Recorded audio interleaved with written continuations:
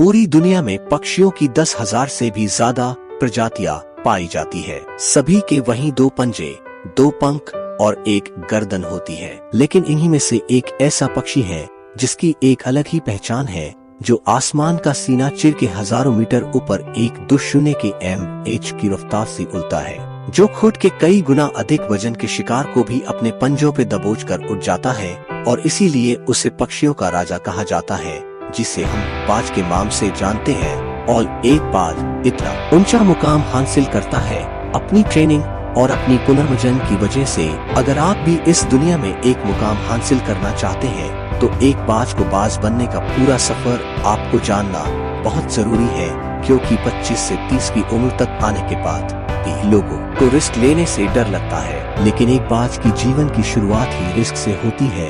जिस उम्र में बाकी पक्षियों के बच्चे सिर्फ चींची करना सीखते हैं, उस उम्र में एक मादा बाज अपने बच्चों को पंजों में दबोचकर हजारों मीटर आसमान की ऊंचाइयों में उड़ जाती है, उसे ये बताने के लिए कि तेरा जन्म आसमान का सीना चिर के सबसे ऊपर उड़ने के लिए हुआ है। तेरा जन्म पंछियों का बादशाह बनने के लिए हुआ है। जमीन से हजारों मीटर ऊपर ले जाकर मादा बाज अपने पंजों से उसे छोड़ देती है और यहीं से शुरू होती है उसकी हाई रिस्क ट्रेनिंग। वो चूजा जमीन की तरफ तेजी से गिरने लगता है, थोड़ा नीचे आता है तो उसके पंख खुलने लगते हैं। नीचे आते आते वो अपने पंख फड़फड़ाने लगता है, लेकिन वो अभी तक उड़ना नहीं सीखा है।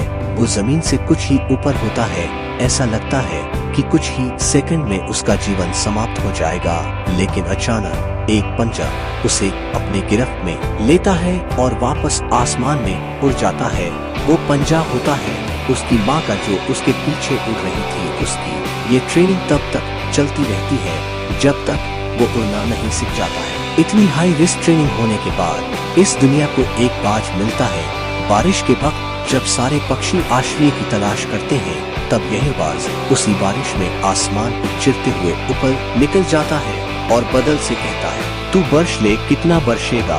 और फिर नीचे आकर चैलेंज करता है। एक बाज की उम्र लगभग 70 साल होती है। जब वह 40 साल का होता है, तब एक परेशानी उसकी जिंदगी में मौत बनकर आती है, जो आपकी परेशानियों की तुलना में बहुत बड़ी होती है, क्योंकि 40 साल की उम्र में बाज की चोंच इतनी मुड़ जाती है कि उसे शिकार निगलने में बहुत परेशानी होती है। उसके पंख भारी हो जाते हैं, छाती से चिपकने लगते हैं, जिससे उड़ना बहुत मुश्किल हो जाता है। उसके पंजे लंबे और लचले हो जाते हैं, जिससे वो शिकार को सही से नहीं पकड़ पाता। अब उस बाज के पास सिर्फ 3 रास्ते होते हैं। एक, वो अपने शरीर त्याग सकता है। 2, गिद्ध की तरह छोड़े हुए भोजन पे निर्भर हो जाए। और 3, सबसे कठिन और पीड़ादायक रास्ता अपने आप को पुनः स्थापित का, फिर से आसमान का सीना चिरकर उड़ने का। और वो इसी तीसरे रास्ते को चुनता है और अपने पास पे सबसे ऊंची चोटी पे पहुंच जाता है। वहां पर अपना घोंसला बनाता है और फिर शुरू होता है परेशानियों को जड़ से उखाड़कर आसमान में उड़ने का सफर। वह अपनी चोंच को एक चट्टान पर मार मार कर तोड़ देता है, लूलुहान हो जाता है और इंतजार करता है नई चोंच के आने का। उसके बाद अपनी नई चोंच से अपने पंजों को काट देता है और फिर इंतजार करता है नए पंजों के उड़ आने का। उसके बाद वह अपने एक एक पंख को अपने शरीर से अलग करता है और फिर इंतजार करता है नए पंख उग आने का। और इस प्रक्रिया में उसे समय लगता है पूरे 5 महीने का। इन 5 महीनों की कड़ी तपस्या से एक बाज का पुनः जन्म होता है। वो फिर से तैयार हो जाता है आसमान का सीना चीरकर उड़ने के लिए। जो 3 रास्ते बाज के पास थी, वहीं 3 रास्ते आपके पास होते हैं। लेकिन कुछ लोग पहले रास्ते को चुनते हैं और परेशानियों के तले दबकर सुसाइड कर लेते हैं। ज्यादातर लोग दूसरे रास्ते को चुनते हैं।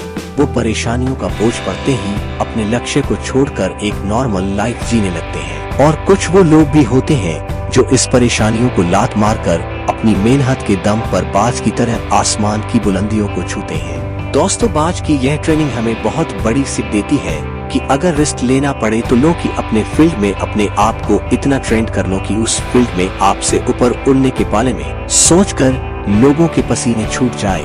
तभी आप अपने फील्ड के बादशाह कहलाओगे।